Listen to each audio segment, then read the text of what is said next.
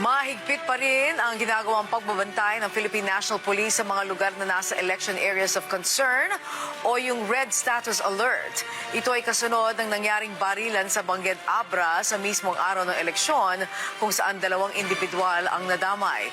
Dahil dito mas pinaigting ang police checkpoint sa lugar, nagsasagawa na rin ng backtracking sa mga CCTV ang pulisya sa ikadarakip ng suspect.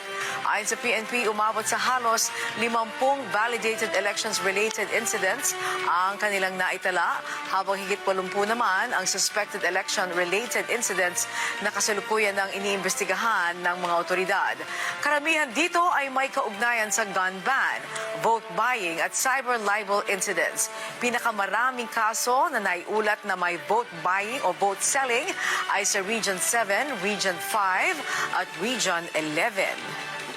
Para sa isang accurate, free at credible election, nilatag po ng Philippine National Police, katuwang po ang COMELEC at AFP, ang kanyang security corporations para po magkaroon tayo at natuloy po ang ating eleksyon na kung saan nakuha naman po natin yung ating general objective po. Hindi po tayo na magkakaroon ng no failure or postponement of suspension of election.